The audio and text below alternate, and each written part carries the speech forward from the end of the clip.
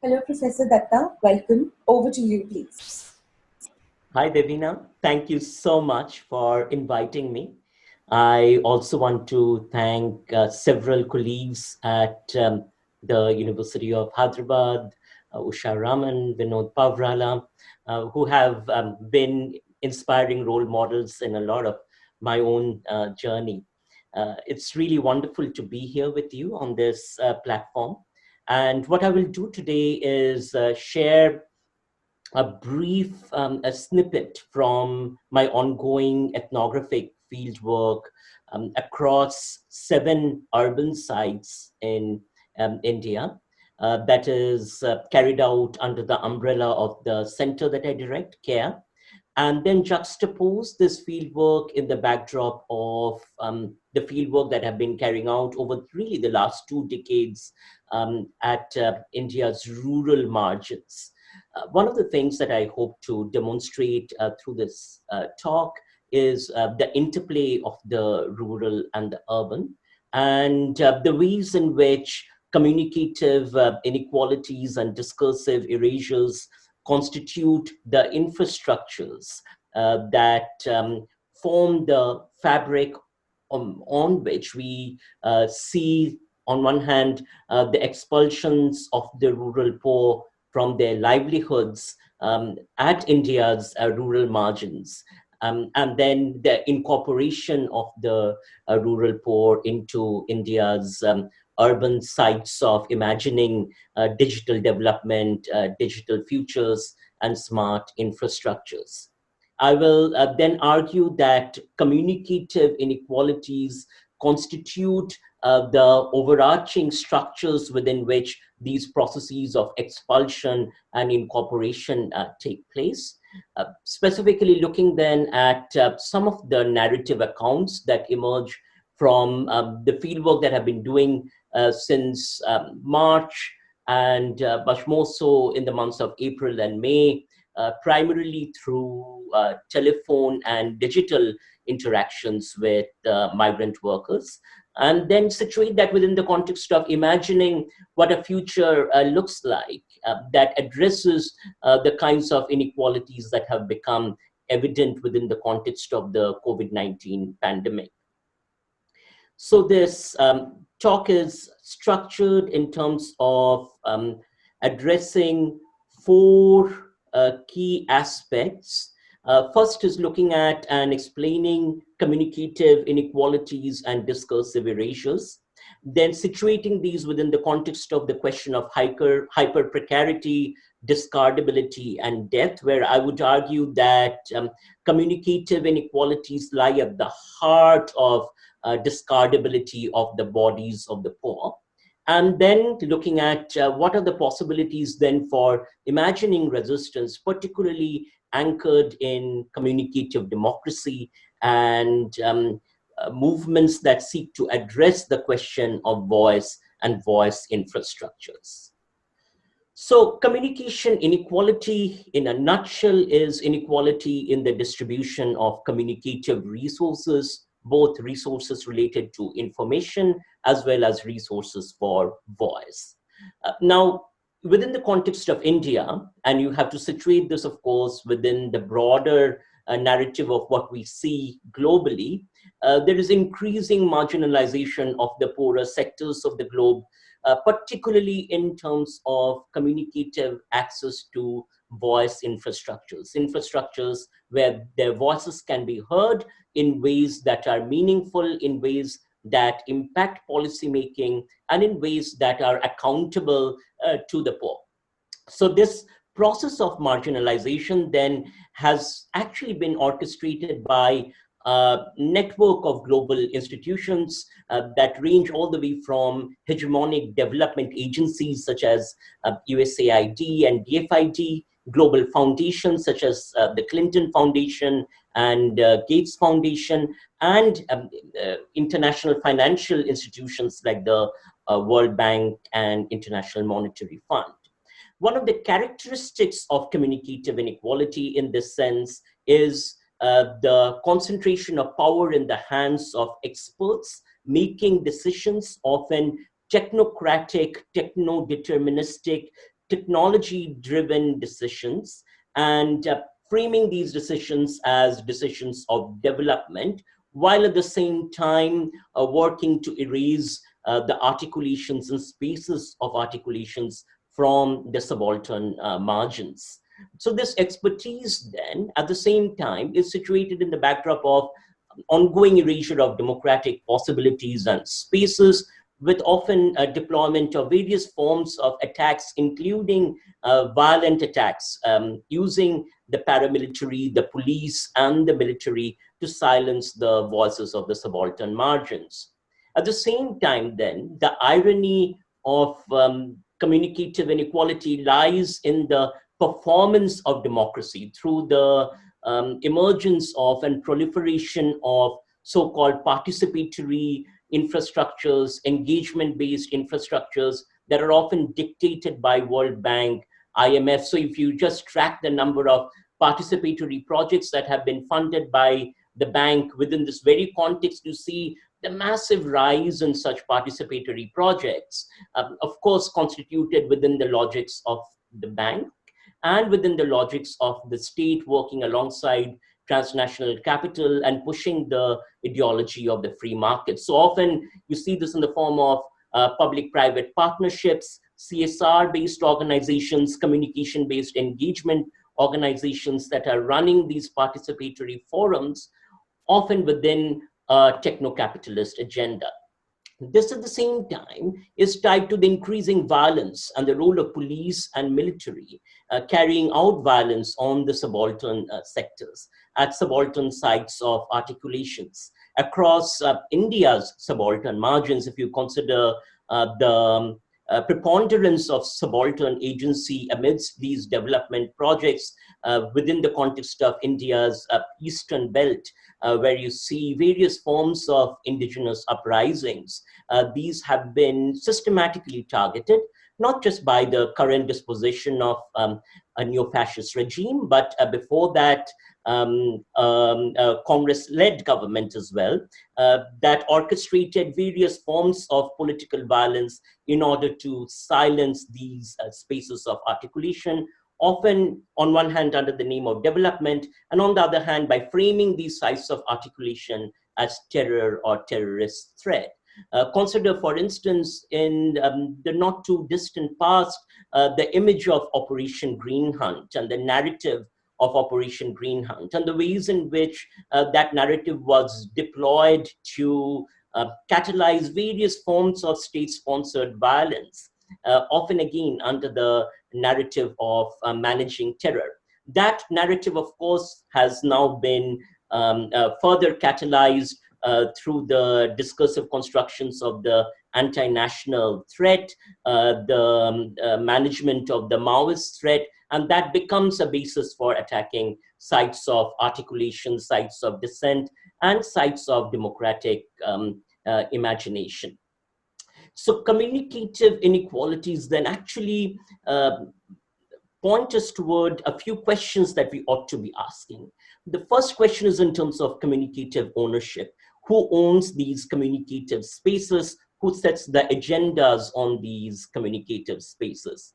Who holds the power in shaping communicative processes? And increasingly, we see the consolidation of power in the hands of both the capitalist class as well as in the hands of state actors pushing forth a neo-fascist agenda. And at the same time, then, you see this communicatively in terms of the very nature of communication and expectations about communication be formulated in the forms of top-down one-way communication. So you have the Prime Minister's radio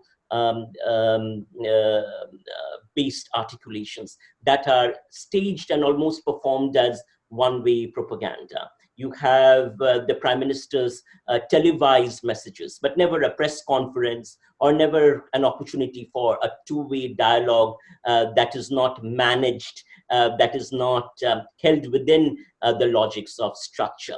So within this setting, then we ought to be asking for what purposes are these communicative infrastructures mobilized and with what agendas?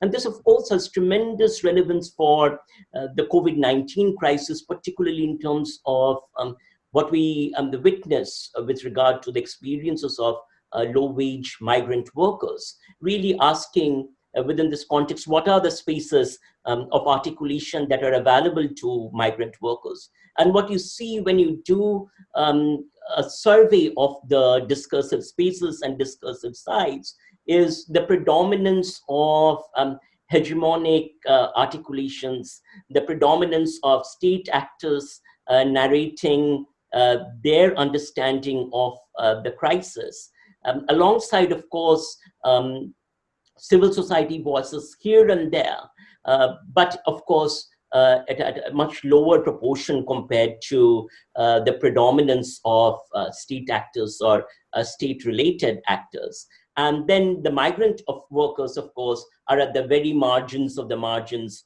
only to emerge as images, only to emerge as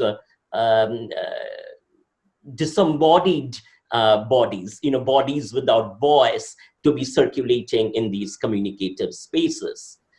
So integral to the performance of these communicative inequalities and to their production are communicative inversions. And in my work, I argue that these communicative inversions are the fundamental turning on their head of material realities to project the direct opposite. So when migrant workers, for instance, are being thrown into the streets, into the highways without fundamental access to protections of housing, food, transportation, the narrative that is thrown onto the discursive space is one of kindness, one of altruism, one of an efficient and effective state. So this capacity to perform communicative inversions is tied to the nature of fascist propaganda, where on one hand, alternatives, sites of dissent are systematically targeted as against the interests of the nation. And on the other hand, one-way messaging focuses on continually disseminating the communicative inversions. So the co-option, colonization, and silencing of spaces of dissent by marking them as anti-national forms a critical element of this infrastructure of communicative inversions. And within this backdrop, then you have the deployment of state, the police, the paramilitary and non-state actors perpetuating various forms of violence, which are regularized or justified as states' forms of management or managing the crisis. So I wanted to draw this example by walking through the Pune smart city imagery, just as one example in terms of how inversions are carried out. But this forms what I argue in my work, the infrastructure of the Joomla Republic, the communicative infrastructure of the Joomla Republic, where the material imaginaries of the Republic are based upon layers and layers and layers of communicative inversion. So let's watch a little bit of this video. I'm just looking at the time. I invite you to watch the video further and we can provide you the link to it. But I just wanted to have you get a snippet of what I mean by communicative inversions.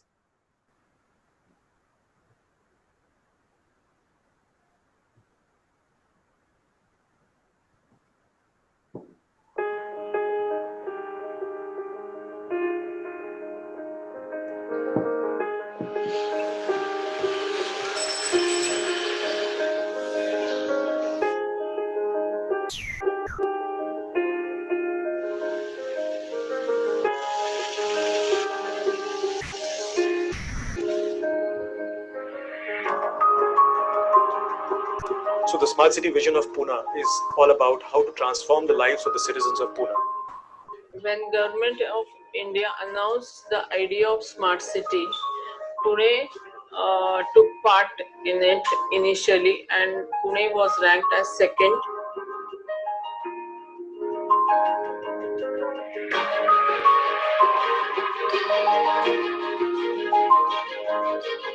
The project is implemented on public and private partnership basis with no cost to the city. Basically, this project is about replacing 70,000 LED lights of different types. चेंजेसमुळे खूप चांगलं feel होत आहे आता, कारण आता light हे झाल्यामुळे road एकदम ठीक आहे, सुंदर झालेला आहे. In fact driving seem to be like a nightmare to me anymore. पूर्ण पुणे स्मार्ट सिटी, जी पूर्ण जी पुणे सिटी आहे ती कंट्रोल होते. म्हणजे हे माझं एक मोठं काम आहे की इथे मी पूर्ण ते लाईट्स ऑन ऑफ करू शकते, कंट्रोल करू शकते. What we have gone ahead with this project is by not only converting all the street lights into LED, but also controlling them centrally through a command control center, bringing that element of smart lighting. So, you know, citizens, if they have any complaints about lights not working, immediately can use our mobile app, send a complaint to the command control center. There is an SLA behind this, the service level agreement, and the light is fixed in time.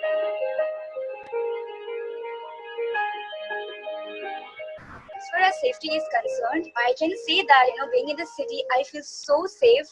I travel alone at night. I drive all the way from office to home. So, I don't have to rely on anybody else.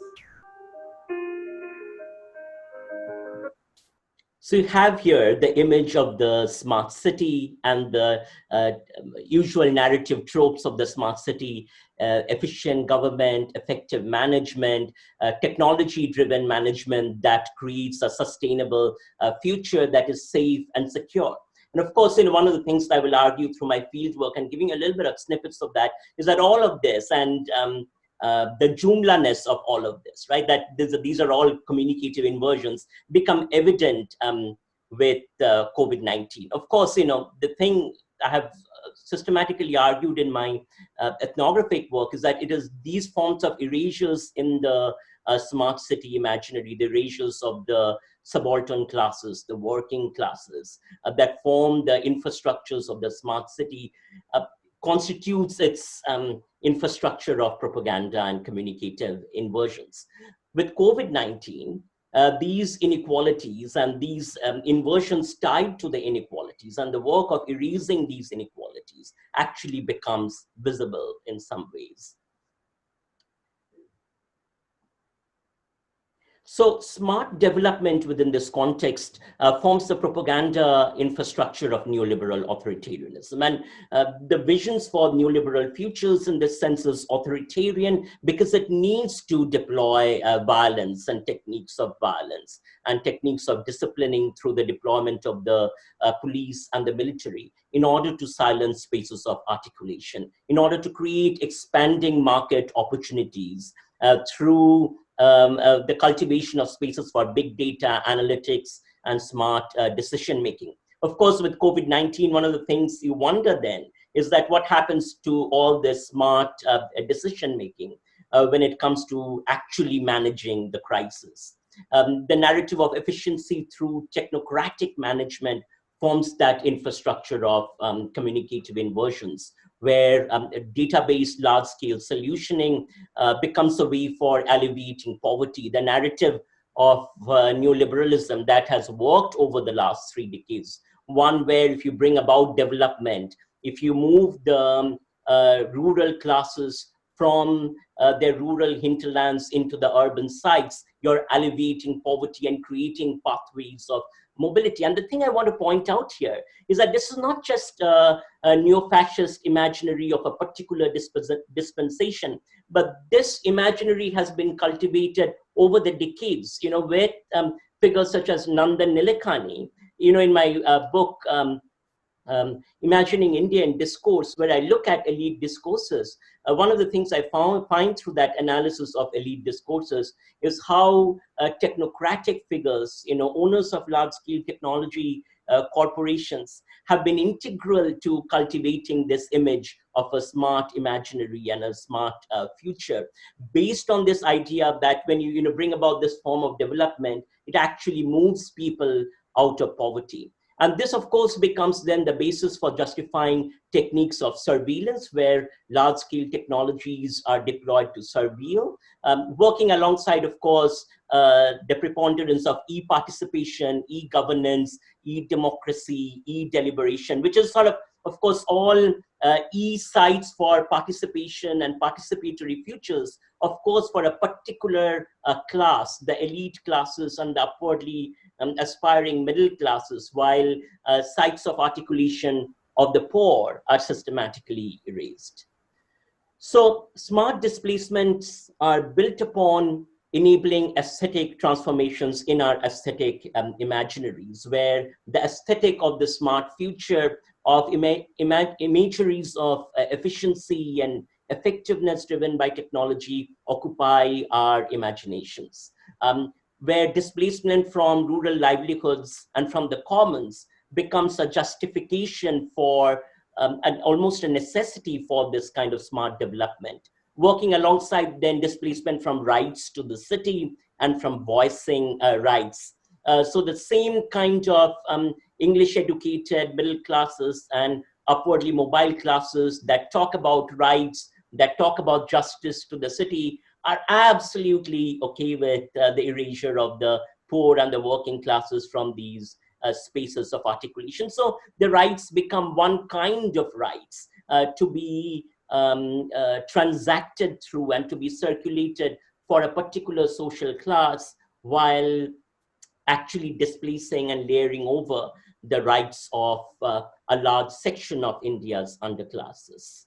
So smart displacements then constitute the fabric on which we see ongoing erasures of organizing possibilities of the working classes and the poor. So as the poor have been expelled from their spaces of rural livelihoods and interjected into these urban spaces, their opportunities of organizing have been severely limited, with attacks on unions and spaces for collective bargaining and organizing. So opportunities for collectivization have been almost eliminated, often under the same narrative of neoliberal growth and poverty alleviation, erasing opportunities for representation and recognition of the working classes, who then have been entered into these margins of the digital infrastructures. So this forms the backdrop on which we witness the kinds of hyper-precarization that become evident with COVID-19, where labor without labor rights, without the ability to articulate rights, have been left at the disposition of the state, the urban middle and upwardly mobile classes, and large corporations. To the extent where, even with respect to the mobility of labor, the decision to expel labor through a lockdown that was decided within 4 hours, all the way from that to decisions about whether to allow the labor to move or not, as we see in the example of Karnataka, where sort of the pressure put on the state by the construction sector led to particular kinds of decisions, and really think about the ways in which that then impacts what we understand in terms of mobility, the ability to move, and the creation of slave-like conditions. So state capital itself then is reorganized within the logics of capital as an infrastructure for violence that enables the violence to be carried out by state actors, where police and military violence are necessary strategies for smart management. So the kind of violence we see within the backdrop of COVID-19, the violence that is carried out by police under the name of neoliberal epidemic management, and often being carried out on the poor and the underclasses, becomes justified because these bodies of the poor are discardable, and because their deaths can be invisibilized. So bodies of the poor become discardable labor, and death becomes a necessity almost to the smart economy and its modalities of neoliberal management. So this image, and I'm sure you have all seen images that are similar to this in terms of workers on the streets, pretty much carrying not only their whatever they could collect with their belongings, but their families, witnessing deaths or accounts of deaths, or witnessing accounts of going without food, have become part of that discursive space, while at the same time, the voices of workers and making articulations about their rights and their rights to the city, their rights to the urban infrastructures that they have built are systematically erased. So I'm going to now read from you some of my field work as I wrap up this conversation, some of my field work notes, and I will go back and forth a little bit in doing this. So this is based on the ethnographic work I've been carrying out in West Bengal, and particularly in sort of the rural margins of West Bengal. And this is a story that was shared with me by Rajiv, who had migrated to Pune. And he was talking about, this was in 2015, when he was talking about his decision to move to Pune. And he says that, I'm going to go out and see what's there. There is no work here as a day laborer. And this is sort of the precarization of the rural and the expulsion from the rural that we systematically witness in chaos work. What work there is, the Lodha, and Lodha is referring to the Lodha tribe, which is a systematically disenfranchised tribe, both in terms of policy formations and in discursive constructions, systematically and historically been projected as thugs or as robbers. For so many days, I go and stand on the road where the contractors, people come to pick up workers, but then I return home. At home, when there is nothing to even get some food, what does the family do? I will go and search for a job. I will have to be away from my family and from this village. So, this conversation Rajiv and I have, and I've changed his name to protect his identity here, but this conversation that we had, this was in 2015, and he was thinking about this process of migration. This is the conversation that we have in the month of May. By this point, of course, we have had a number of conversations. The care team has been working with him in terms of figuring out ways for him to access resources. But this is what he says here. He says, I'm so scared every day for my life. I've run out of money, and it's been like this for 5 weeks now, since the lockdown started. There was no job. The boss did not say anything. Pay the pending wages of the last month. So he's demanding for his pay for the wages that he hasn't received yet. I have no money, and so I'm living on no food for the past many days. And this hunger is painful to my body. It hurts my stomach. I don't know how long I can live like this. Now, when you attend to this narrative and to Rajiv's articulation for change, when we talk about, what would he like to see changed? And the first thing he says is that I would like to have a say in what's going on. I'm living in the midst of uncertainty. I have no access to information. No one is really communicating anything to me. I want to be able to know what is going on. And then I need to be able to get my wage for the work that I have done that is rightfully mine to get. Similarly, Nobeen, who had migrated to Bangalore, and remember, now juxtapose Rajiv's narrative in the earlier point with the Pune smart city. And one of the questions we should be asking is, what happened to all that smart governmentality, right? So for Nobeen, who had migrated to Bangalore, another site of this technology, imaginary, e-participation, e-democracy, and all that, he says, can anyone hear what the worker is going through? What our pain is like? Can anyone even see us? This sort of offers a register for this invisibilizing of the death and the pain. I've been here with a whole number of us. There are so many people that are here. I'm worried that I'm infected because there are so many people here.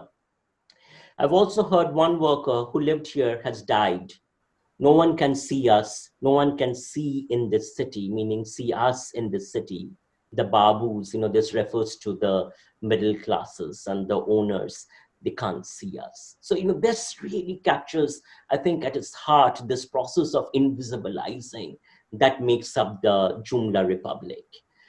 So within this backdrop, then I want to leave with offering these imaginaries. To think about what needs to change, we need to consider the possibilities of radical resistance. And to me, radical resistance is fundamentally communicative. It is anchored in imaginings of radical democracy. And we see evidence of this in terms of communicative agency, worker agency, on an everyday basis amidst this pandemic. So here you have this image. And of course, you have seen the extent of police atrocities that have been normalized across states.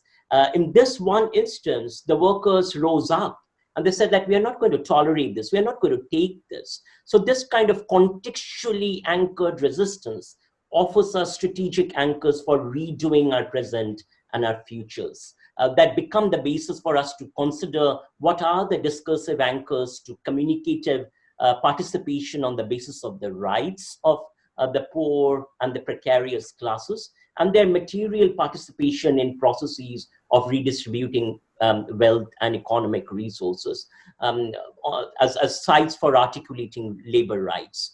What then, I ask, are these processes of undoing the hegemonic communicative inversions of participation and redoing participation? And finally, I wrap up with this question for you. How can we imagine the basis for co-creating habits of democracy, in the words of Gayatri Spivak, in the midst of India's urban subaltern margins? Subalternity very much is incorporated into the city, into its urban infrastructures, as a site of erasure, as well as a site of profiting out of subaltern labor.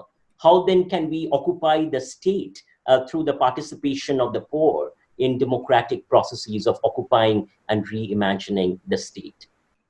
Thank you so much for participating. I look forward to chatting more with you, and it's been my pleasure conversing. So thank you again, Devina, and the team at the University of Hyderabad.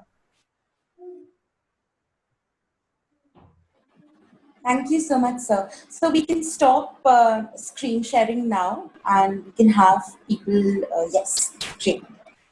Thank you so much, Mohan, sir. This presentation is particularly important because the current pandemic makes the deep inequalities written into our neoliberal 21st century cities visible, irrefutable, and I think you show us a possible way out when you say that we can make it more participatory, we can include them in the discourse, and maybe find a way out together.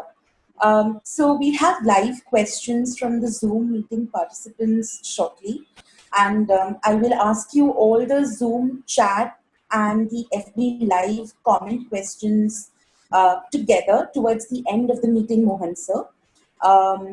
I request participants to please raise their hands and I will announce your names in order. If you can't find the raise your hand button, please let me know that you would like to ask a question via personal message on Zoom chat here. Kindly turn on your microphone and or video depending on your connection when it is your turn to ask. Please keep your questions as brief as possible so we can have maximum interaction with Mohan sir. And we will take questions till 12:45 only to manage time better. Okay, so we already have questions coming in. And the first question is from Professor Usha Raman. Usha ma'am, if you can hear me. Yes, thank you. Yeah, so thank you, Mohan, for that really good lecture. I mean, I don't know how to describe it because you raised many, many questions. But I know that I'm not going to hog all the time, so I will try and ask just one. So you started fairly early on in the talk talking about the logics by which, large funding agencies, for instance, articulate when they call, for instance, for development projects and so on. And I'm thinking almost that we need to have, just like we have, trigger alerts or we have disclaimers, that we need to have in every funding call that these are the logics of, that we operate by. So as scholars or as people who apply for this kind of funding, how do we uncover the logic so that we can subvert it. You know, how would you respond to that? That's a great question.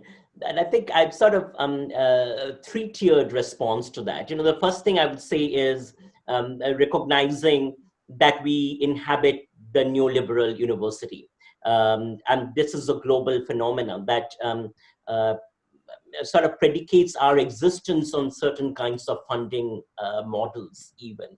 And I think, you know, the starting point has to be about questioning that at a macro level in terms of what universities prioritize and what should the role of academics be and what should the role of academia be as such. You know, and one of the examples that I can think of in that sense is that when you think about smart city projects, there is funding to carry out e-engagement or participatory engagement projects with the smart city.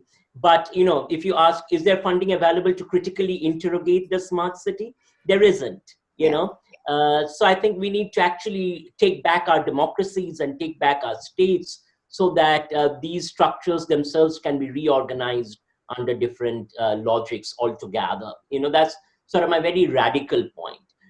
The second point I will say is that we need to cultivate habits of critically interrogating funding calls. And that is also something then that we need to cultivate among our graduate students and fellow researchers, is how do you critically interrogate the narratives, the communicative inversions that are sold through the proposals. Which brings me to my third point. Part of that critical interrogation, I think, is to question power. Is to ask really who is holding the power, for what agendas, toward what purposes. And you know, if we are actually going to invert or subvert these logics, we need to be very aware of the workings of power and then really think through how we can place our bodies in solidarity with the subaltern classes and with the working classes, as opposed to working to further extend the agendas of the state and private corporations. Okay. So other questions I will send you separately. Thank you. Great. Thank you so much. So next we have Sangeeta ma'am, Professor Sangeeta Bagga. Can you hear me? Okay, I think we've lost her connection. Anjali ma'am, if you could ask the question. Hello. Oh, you're here? Yes. Okay, great. Yes, Sangeeta ma'am, please. Thank you. Thank you for this. I think you're touching upon a very interesting point. I mean, the spring of 2020 in the Northern Hemisphere, we're seeing many things becoming visible. And in your engagement with what is happening in the subcontinent of India, you are pointing to one of these. So what is unfolding in the USA at the moment and its ripple effects in European spaces is what I'm thinking of.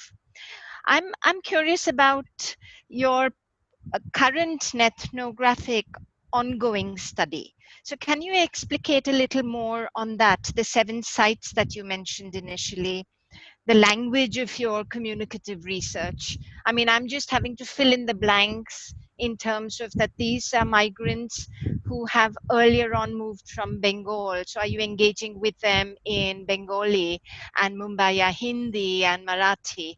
So I'm interested in the nitty-gritty of your ethnographic work.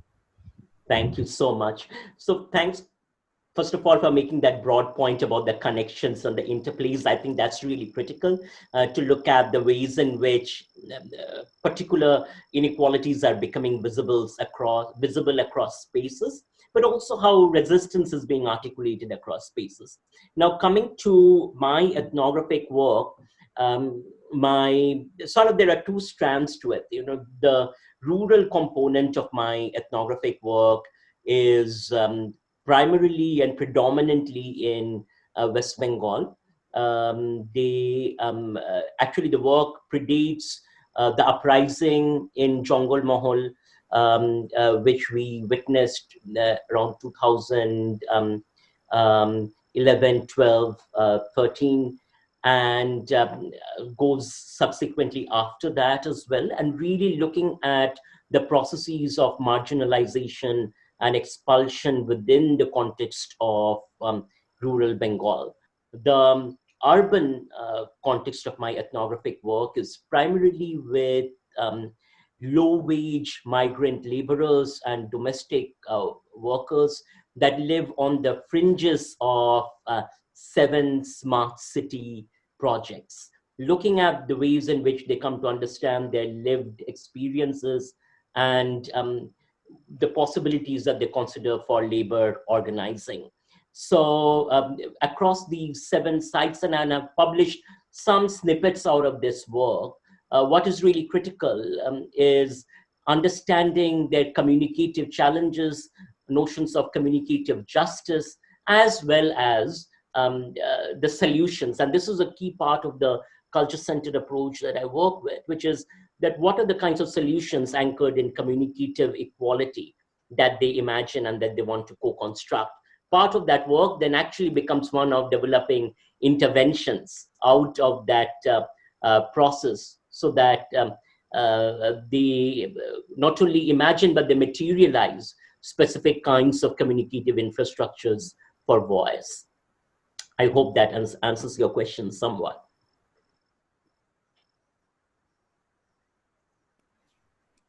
Right. So we're going to move on to the next question by Anjali ma'am, please. If you can hear me, please turn on your microphone and video.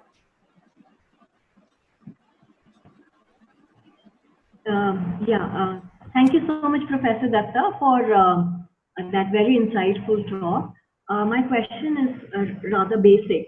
How do you place the journalistic coverage of this issue of the migrant workers trying to go back to their homes?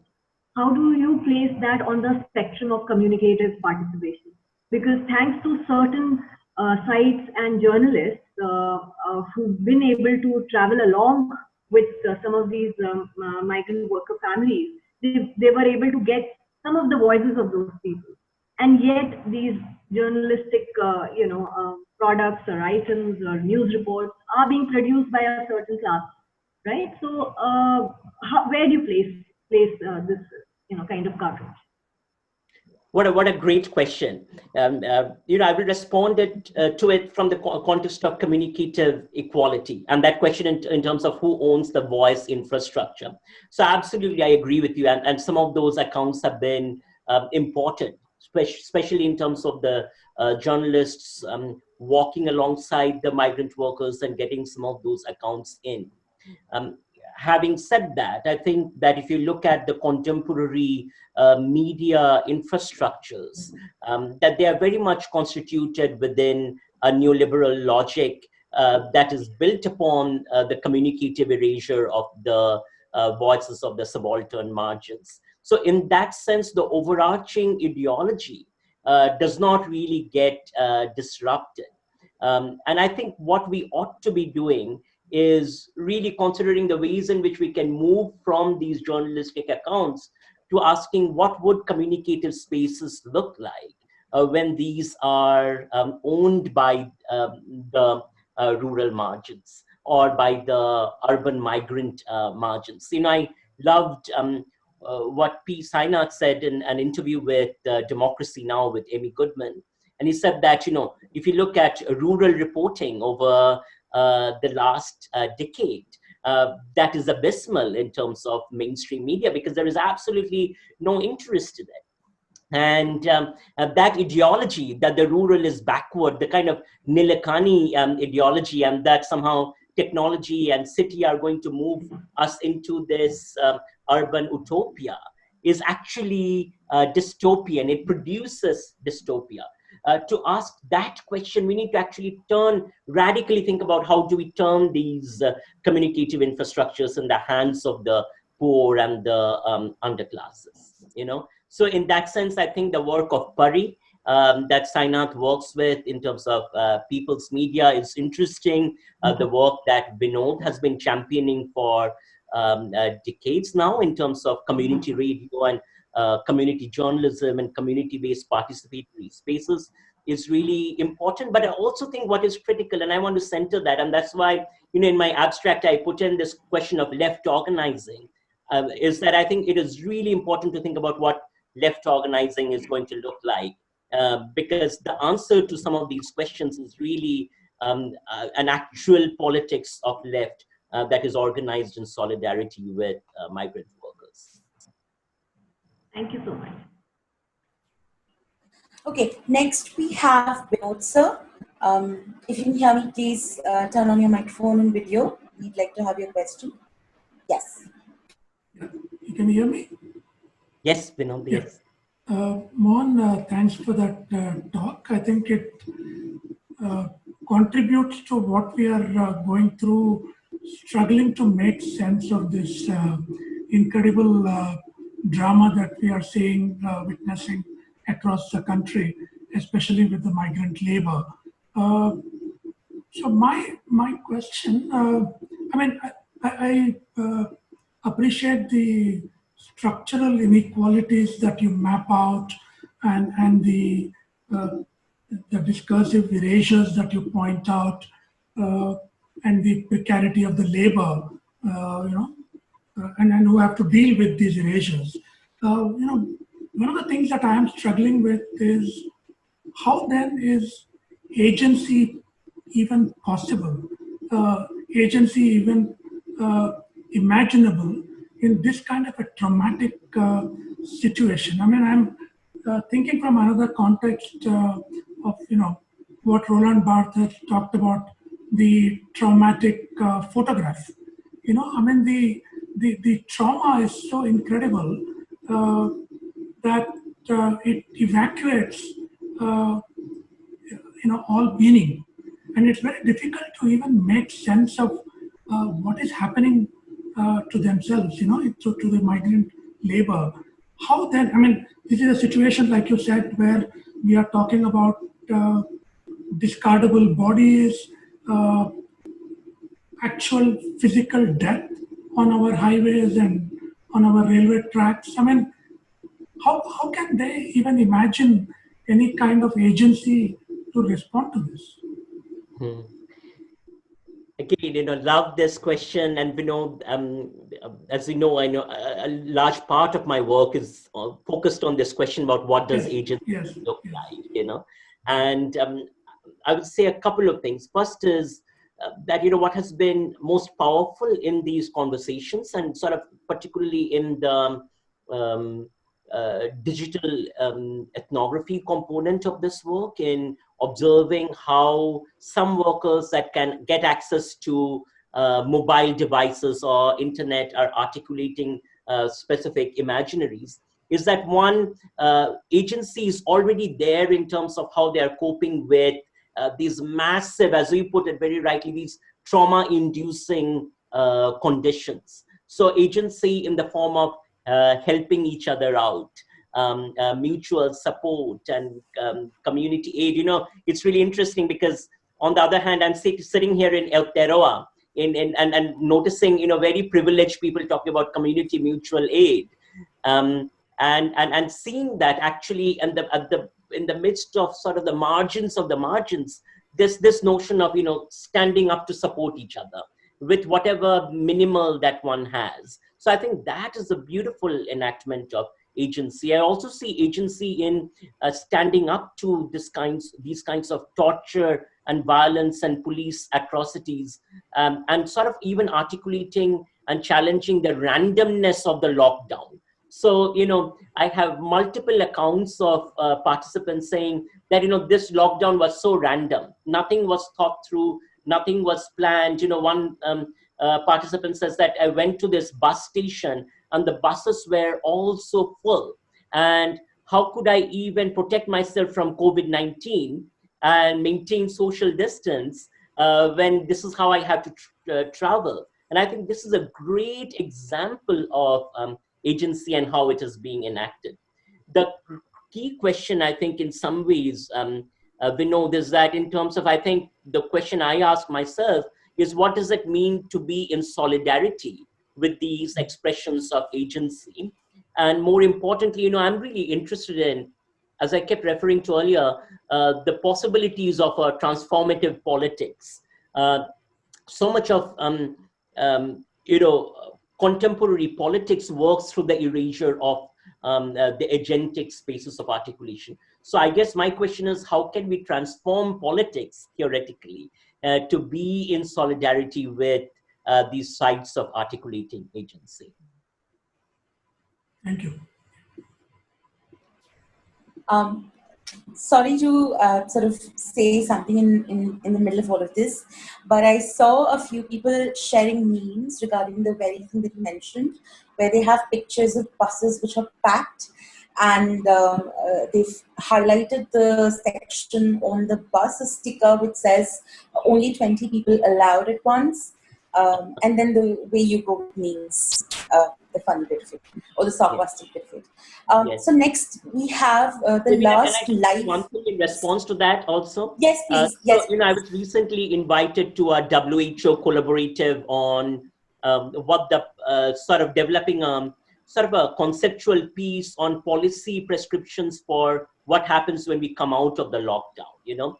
And it was beautiful because, these experiences and these accounts of agency, worker agency, they I think point to one basic thing, which is that how our states imagine even the lockdown and its prescriptions of social distancing, and their fundamental inability to consider the poor and the conditions they live in is basically a matter of how our democracies have been reorganized to serve a particular echelon of society.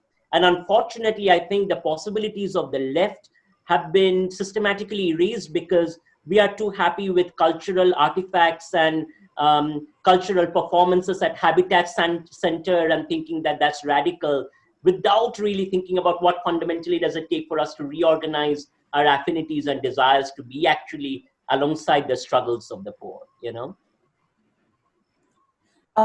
So we have room for one last live question from Thirumal sir. Sir, if you can please unmute yourself and turn on your video if possible.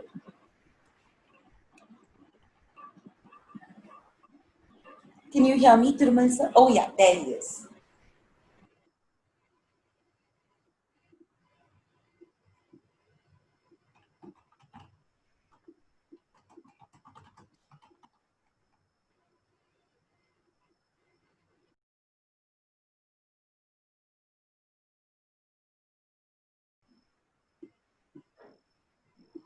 Thanks for that presentation, Professor Mohan Dutta.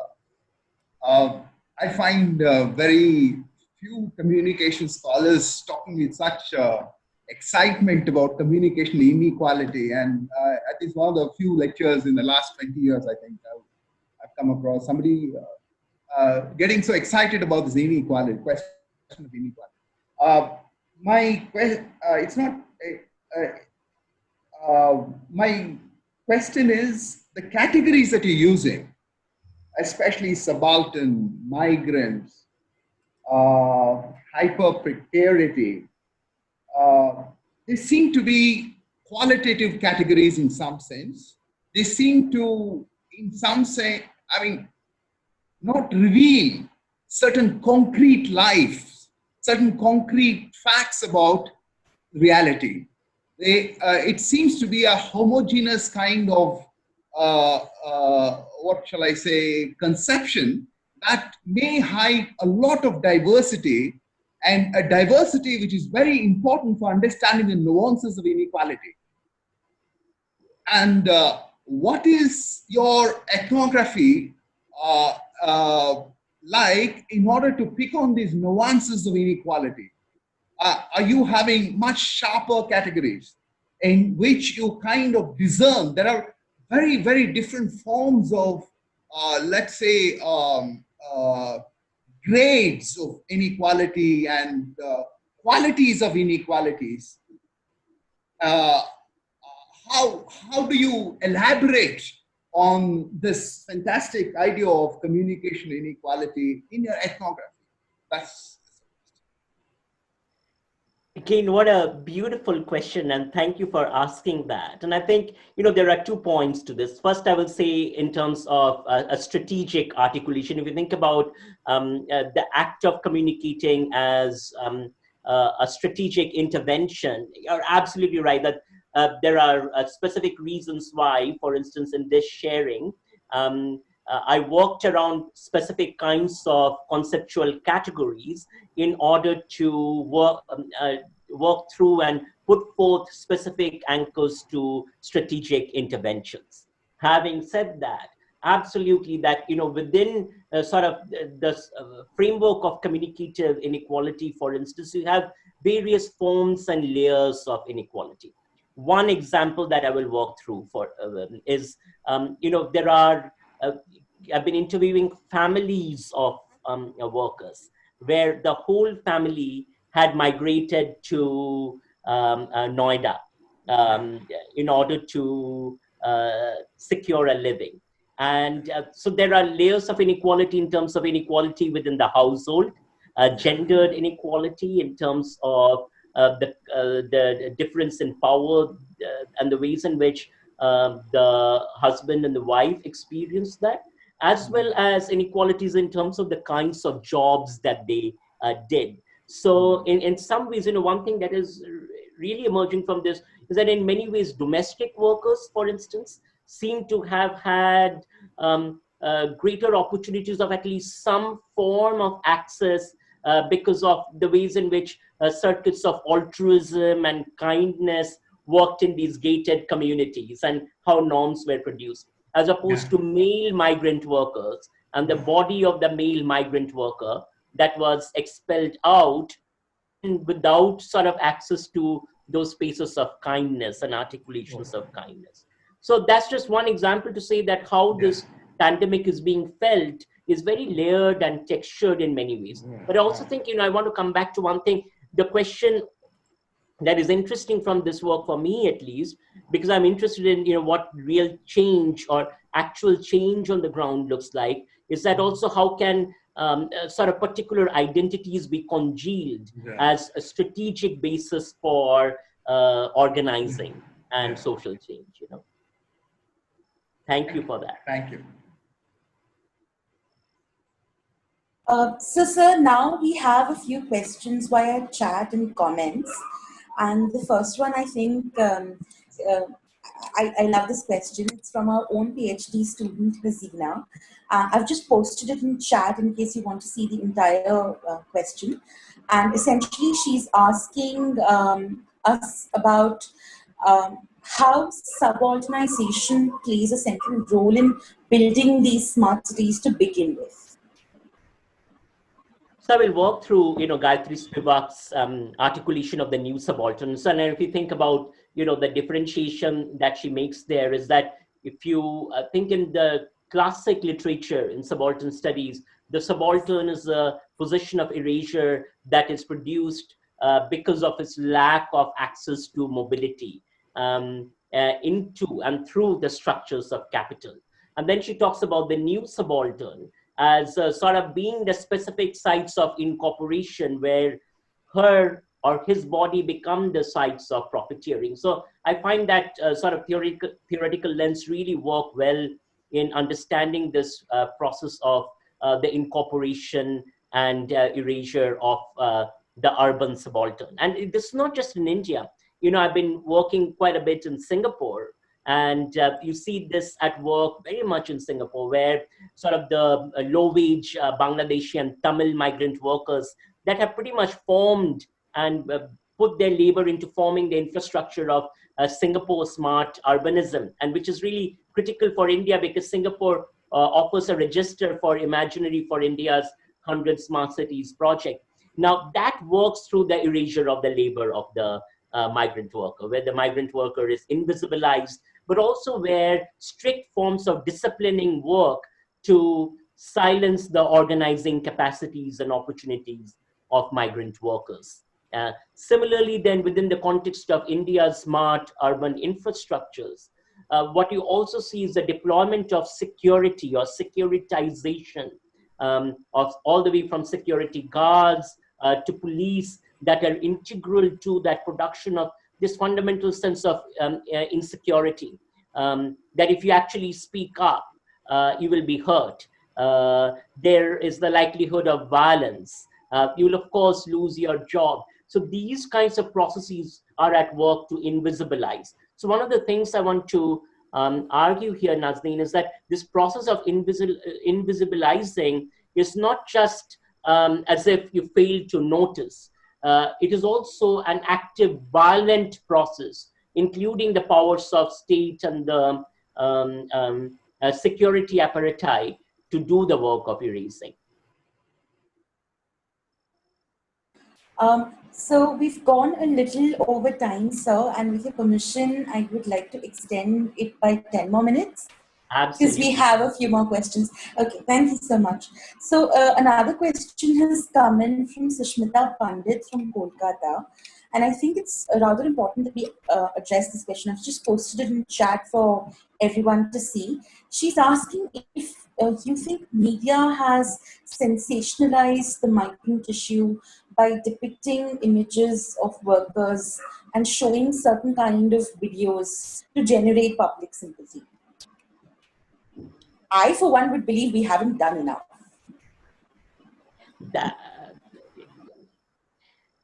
I want to get at this question at sort of 3 layers. First of all, I want to interrogate what we mean by sensationalizing and how we define what is sensationalized, and sensationalize for whom, for whose sense of aesthetic, for instance. So often what we might find as sensational to our middle-class palates or aesthetic is the everyday reality of migrant workers. Imagine a little girl walking for kilometers and then dying. To account for that story and that lived reality might be sensational for a particular middle-class imaginary, but it is the lived reality for the working classes and precarious classes of India. Now, of course, media pick particular stories because they fit into networks and logics of profiteering.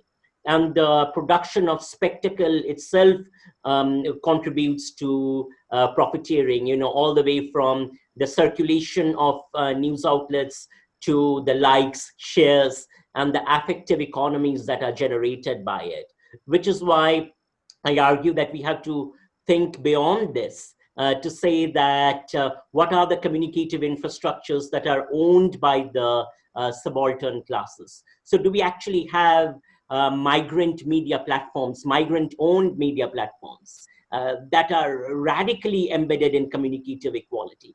And what then, if these platforms were owned by migrant workers, owned and driven by logics that are anchored in their lived realities, what kind of discursive spaces would we be working with? One of the things I think that happens with mainstream media, so I will give you one example, you know, whether it is Barkha Dutt or NDTV, that when they pick up these stories, of course, they incorporate these stories, which is like, you know, when World Bank runs its Voices of the Poor project.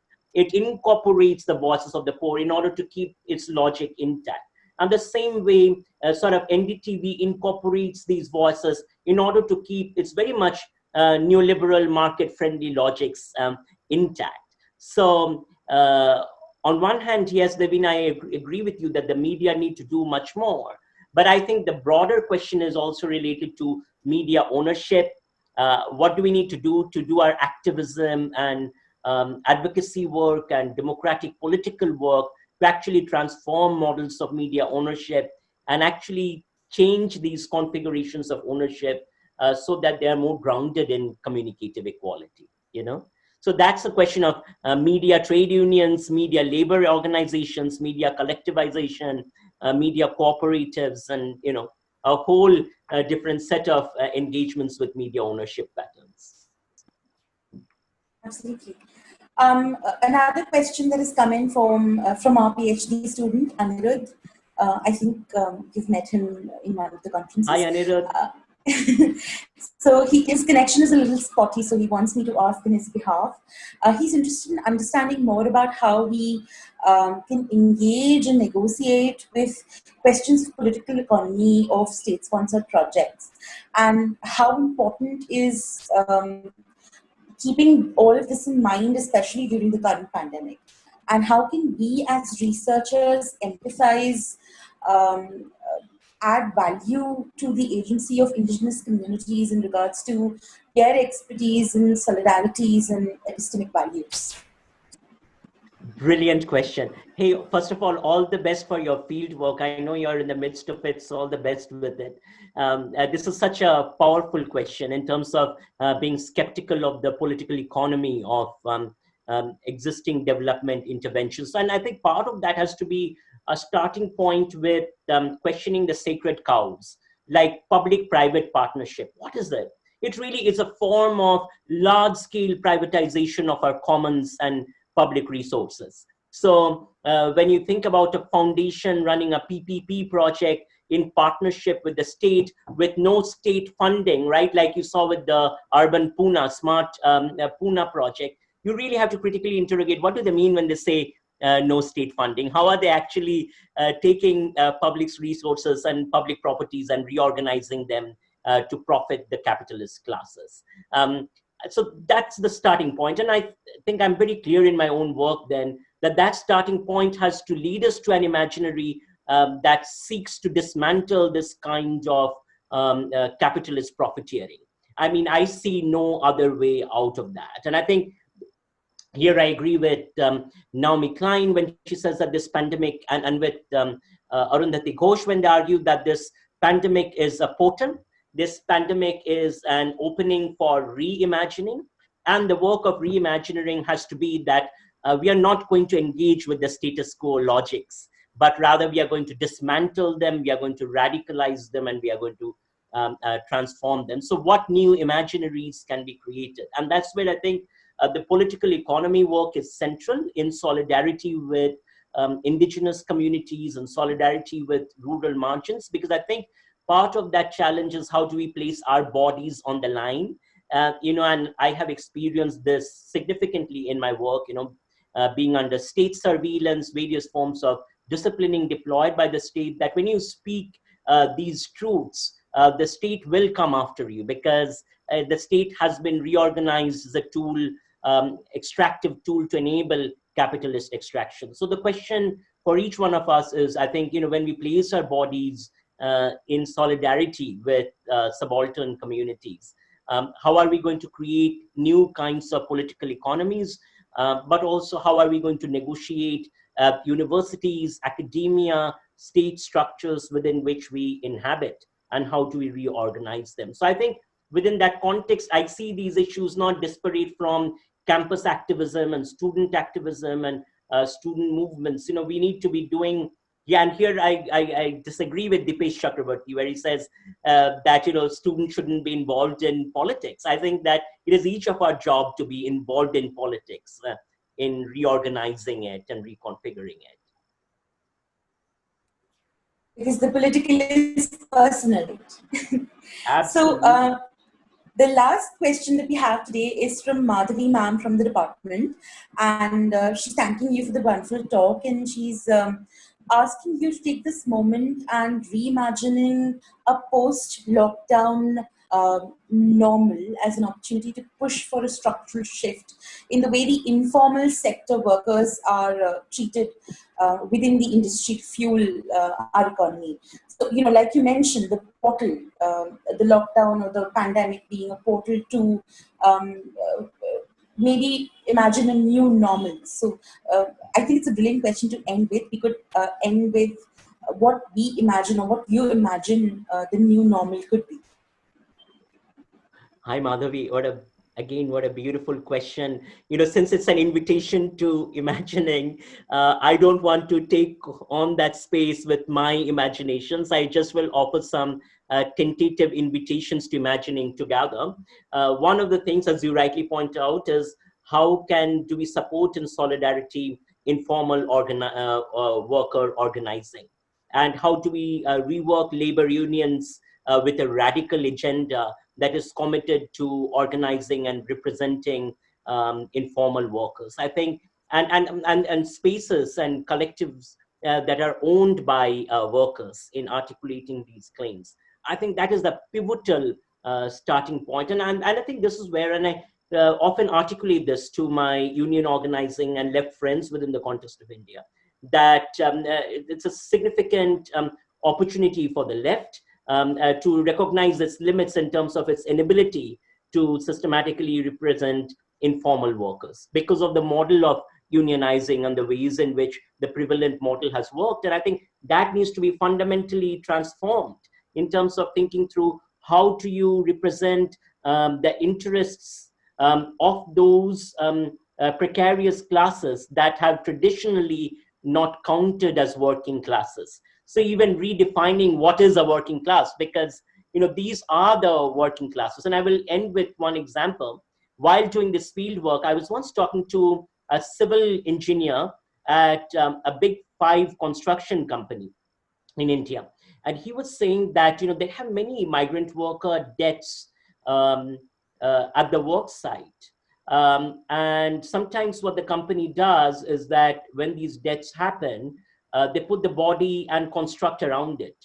I mean, you think about the violence that is built into this. But part of the reason why this violence can perpetuate itself is because of the absence of worker organizing at the construction sites. So we have to change that. We have to actually make policy changes and push back on the neoliberal order so that there are actual bases for organizing in these spaces. That would be my invitation to a starting point for reimagining the post-pandemic social order. So while we have more questions coming in, we don't have time for them. I would appreciate it if you could send those questions to our administrator and we bundle them all together and email them to Mohan sir, and then we'll post the response on the department Facebook page. This is all the time we have for today. Thank you so much, Mohan sir. Thank you so much. Thanks to all of you for engaging, and thanks to the University of Hyderabad. Thank you, Devina. It's been such a joy. And hopefully this is sort of, this moment that we are in is the beginning of really reworking new forms of organizing. Thanks a lot, Mohan.